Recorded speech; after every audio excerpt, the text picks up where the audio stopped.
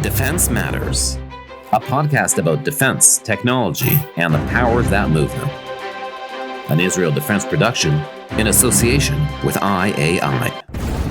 Hello and welcome to Defense Matters, a podcast about all matters of defense and why they matter. I'm your host, Aron Heller, and I hope you're enjoying our journey as we delve into all these various elements of technology, defense, military and strategic affairs, and so much more. We're a new podcast, so please follow us wherever you get your podcasts and click that subscribe button. As you know, every episode we delve into a different element that's relevant with a featured guest. And today we're happy to talk about a big one, Turkey. Is it a friend? Is it a foe? We're going to discuss all these elements.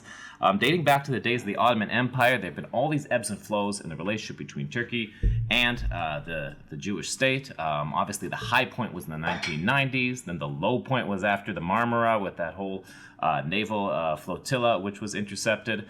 And this, of course, has gone even more extreme during the period of Erdogan in power. And so there's been these ups, there's been these downs. He's called Israel the worst things imaginable, but now there's a bit of a detente. So is it a friend? Is it a foe?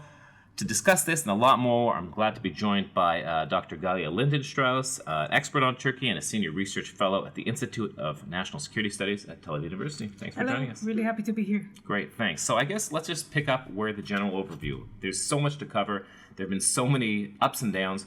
Where do we stand now? What's the picture right now? Yeah, so if you talk with Israelis of a certain age, they basically remember Turkey-Israeli relations in the 1990s. They probably vacationed during these years in Turkey because a lot of Israelis went to Turkey that years. And these were the honeymoon years in Turkish-Israeli relations. Really, we cooperated in everything. But if you look at the historical trend, the 1990s were actually the exception. The good relations in the 1990s are not something we saw before, not something we saw after. During the Cold War, yes, Israel and Turkey had a lot of shared interests. Yes, they cooperated, but it was all behind closed doors. It was basically the mistress syndrome. Israel was not out in the open with Turkey. In the 1990s, things changed because we still had the shared interests, but we also had the Oslo years. This was basically the height of Israeli-Palestinian peace process, and we know that the Palestinian issue is very important to the Turkish public. So this was a comfortable period for Israel and Turkey to cooperate. Erdogan and his party rise to power in 2002, and so we're basically talking of more than 2 decades of Erdogan in power.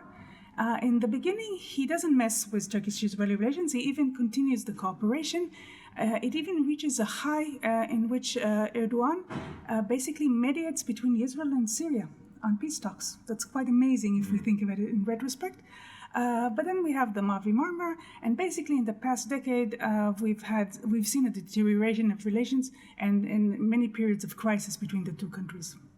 So basically, there's a lot of, you covered a lot of ground there. There are a lot of issues. So let's try to break them down, what the main issues are right now. I've jotted down, there's the gas exploration, there's Greece and Cyprus, how they fit in. There's Iran, of course. Turkey wants to replace Jordan as the guardian of the holy sites. These are just some of them. What do you think is the biggest driver now, the biggest interest that Turkey has? Okay, so the side that is pushing the rapprochement at the moment is Ankara. Ankara is the one that is interested in it. Ankara is the one who basically sends all these positive vibes towards Jerusalem. And Israel responds hesitantly, but has responded positively. We saw the very historical visit of the president of Israel, of Isaac Herzog in Ankara in March.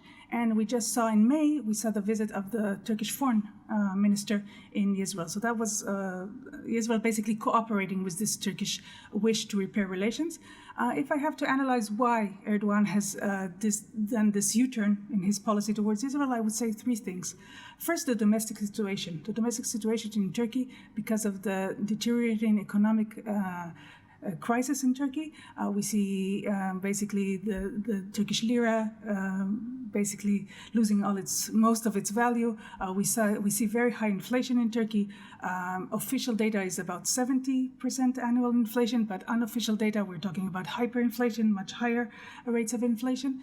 All this means that Erdogan, when he is now approaching the 2023 elections in Turkey, he looks at the polls, he's not going to be elected, according to the recent polls. And if he doesn't do something soon, either to improve the economic situation or something dramatic in the foreign arena, things are not looking good for him in sense of domestically. And is improving ties with Israel a popular thing? Is that a good thing to go with? Basically showing that moderation in the international realm does attract foreign investment. That's the logic behind it. He's not playing completely according to this logic, but definitely this rapprochement towards Israel, which is also part of a more regional rapprochement, also with the UAE, with Saudi Arabia. Here there's a lot of potential foreign direct investment. Definitely this, in his view, may translate into a better economic situation. Yeah, it's funny when you look at it back, like historically, the alliance between Israel and Turkey was sort of like to counter the Arab thing, because they're not the non-Arab countries in the region. And now it's actually opposite, because Israel's getting close to the Arabs. It's a way for Turkey to get also closer to UAE. It's kind of ironic, isn't it? It's very true that if you look historically about Turkish-Israeli relations, it's part of the periphery doctrine that Ben-Gurion basically initiated. The idea was, yes, that we are isolated by the Arab states, so we should go further to the non-Arab states. So we had good relations with Iran, and we had good relations with Turkey, and with Ethiopia, and with the Kurds, and with the Maronites. And now things, it flipped around. Now we have basically with the Arab states, with most of them, we've pretty much got into a normalization trend, and we have much bigger problems with the non-Arab states, especially, of course, Iran, but also with Turkey. You're correct. So Turkey, like we said, in the last 2 decades, is Erdogan, essentially. I mean, he runs it with an iron fist, and you've researched this a lot. It seems like with him it's gotten personal at some point. The way he spoke once about Shimon Peres when he was president, calling Israelis Nazis and war criminals, leading the charge even, not just being somebody there. What's your analysis of him personally? I mean, is it really just the Islamic thing that's driving him, or does he have personal animosity towards Israel? What exactly is going on there? Basically, when we talk about Turkey since 2002, definitely Erdogan is the dominant figure there. With regard to Israel, yes, it's all of the above, what you mentioned, basically from an Islamic point of view, from his attempt to increase the Turkey's regional power. It basically feeds each other, and it's very useful to be the champion of the Palestinian cause if you want to gain popularity among Muslim public opinion. So it's very useful for him. With regard to his style, some say it's controlled outbursts. So definitely we see these outbursts, but we know that such a leader can be 2 decades in power if he's not also pragmatic. So now we see this pragmatic U-turn. And yes, in recent months, Erdogan has also moderated his criticism towards Israel. I'm not saying, of course, that Turkey is not critical of Israel's policy towards the Palestinians, but we don't hear these very vocal critic from Erdogan like we did before. We might return to it, but we see that he wants this rapprochement in Israel, so that also translates into him being more quiet on this issue. So that's the Turkey perspective. What about Israel? Israel, we know, loves Turkey. The people love traveling to Marmara and to all the beaches over there in Antalya. But obviously, because of the dynamics in the last little while, there's been a change in approach. But do you feel like, I guess the bottom line is Israel is sort of going back to this hesitantly, like you said. What's in it for Israel to restore these relations?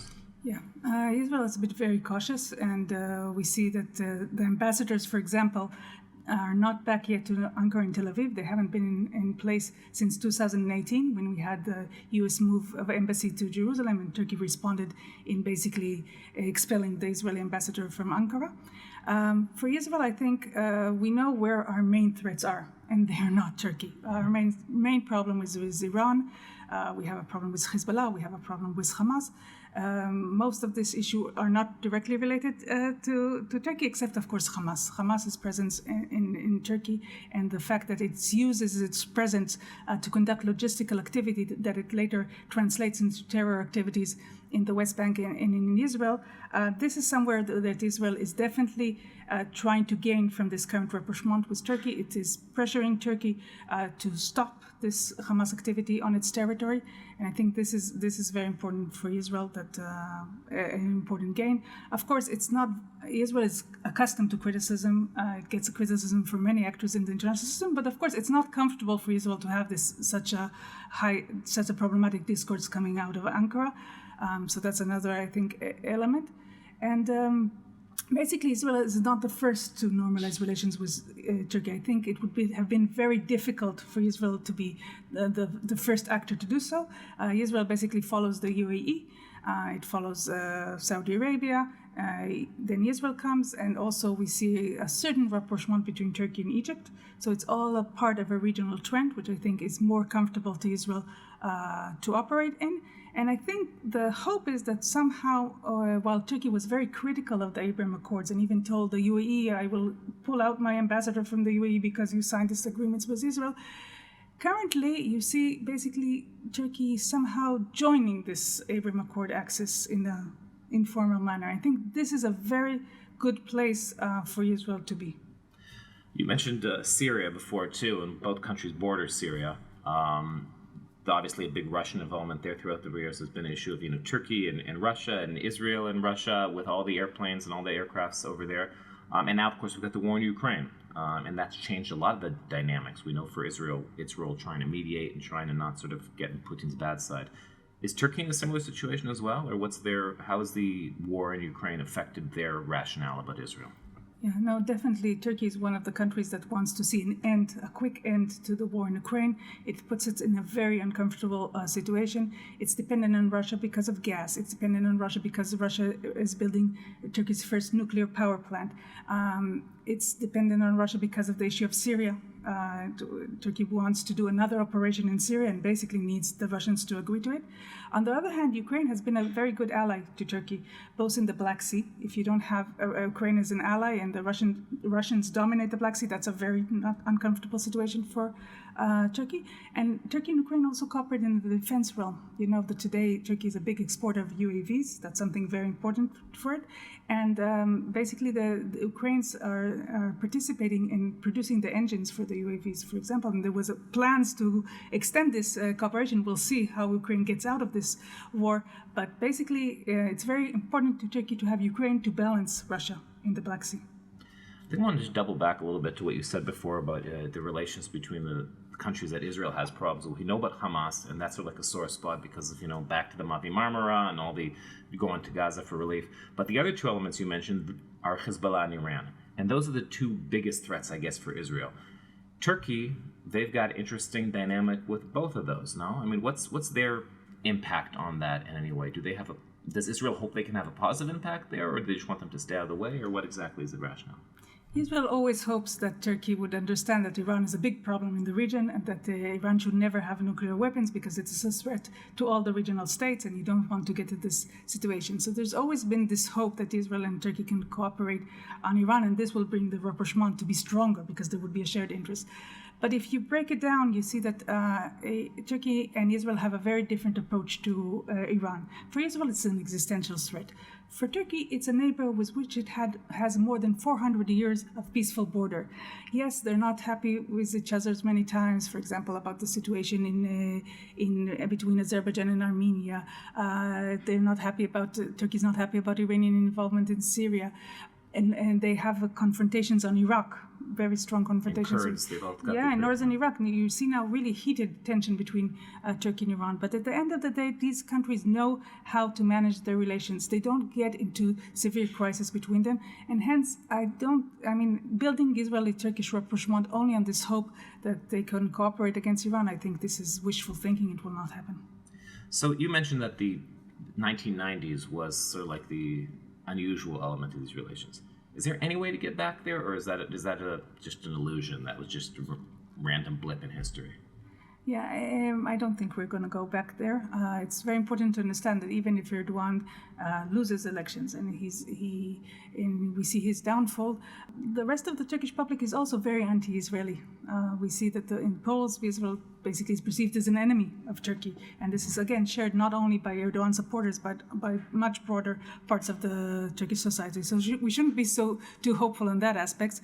And I think nobody is thinking that we're going to go back to the 1990s. Turkey is also in a different situation. Once it needed to import its defense needs from Israel, and now it manufactures by itself. It's advancing. It's basically going to self-procurement. It doesn't need Israel in the way it is. And actually, for example, in the area of the UAV, we are now competitors.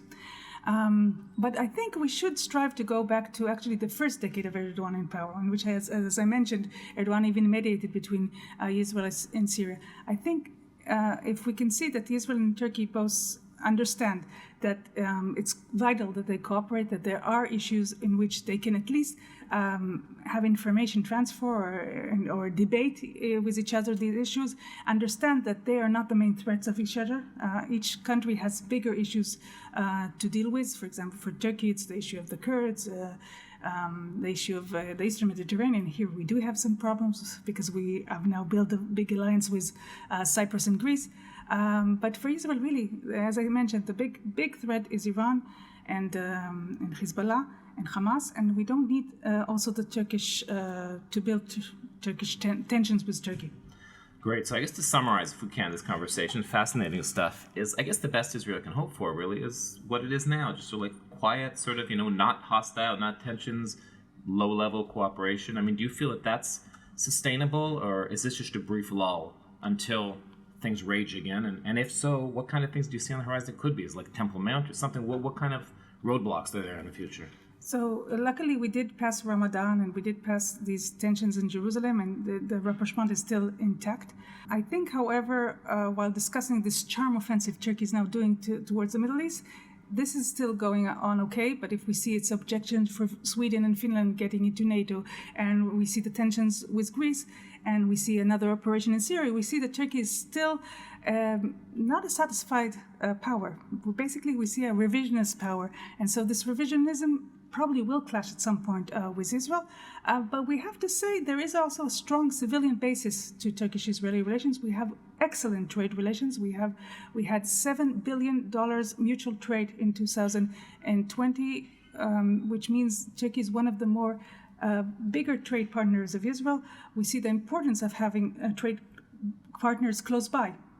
We see all these problems of importing from China, having somebody that you can import and that is so near to you is very important in these very turbulent times we live in. And I think this is, Turkey needs this for its economy. It cannot, it needs every customer it can have it nowadays. And for Israel, this is also very important. Excellent. Thank you very much. Very enlightening. And thanks for joining us on Defense Matters. That does it for this section. We'll be right back with Game Changer. Break. Welcome back. It's time for Game Changer, our corner where we discuss the technology of tomorrow and how it affects the future battlefield. And today we're going to talk about anti-drone technology. We all know about drones. What's anti-drones? For that, we're going to try to get an answer from Ilan Bublil, a business development and marketing director at IAA's Alta Systems. Thanks for joining us. Thank you for bringing me here. Anti-drone is a system that actually has to mitigate drones. Drones in the recent years become a major threat.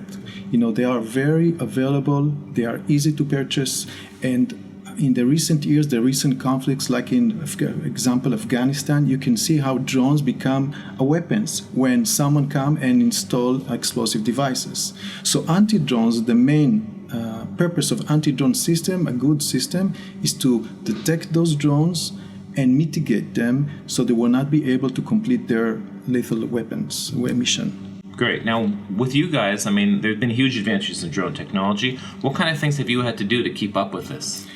Yes, this is actually a day-by-day war, I would say, if I say. We use a special solution, which is a multi-layer, multi-sensor, and we always looking what are the newest threats out there so we can come up with the new technology and update our sensors and systems and solution in general so we can cope with those coming threats, such as, for example, may be a swarm of drones in the future. Now, we've all heard about Iron Dome, famous Israeli technology. Well, you guys have something sort of like Iron Dome for drones, isn't it? What is that exactly? You may say so. ELTA is considered one of the 4 world leaders as manufacturer of the radar sensor, and radar is the main sensor of the Iron Dome, is made also by us. And as such, our solution is what we call the drone guard. Mm-hmm. It's like a dome, and the drone guard is built from several layers and several sensors. Each one has a different technique and a different approach how to mitigate the drone. Together, they bring in an holistic approach. This system is very unique. It can be on a vehicle, on the move. It can be on a tripod for special forces and protect bases, and also civilians. Now, we invest a lot of R&D in development of those systems so they can be ready for today and for the future. And actually, we sold a few hundred systems to date, which shows our strength in the market and our knowledge of making those systems the best we can have.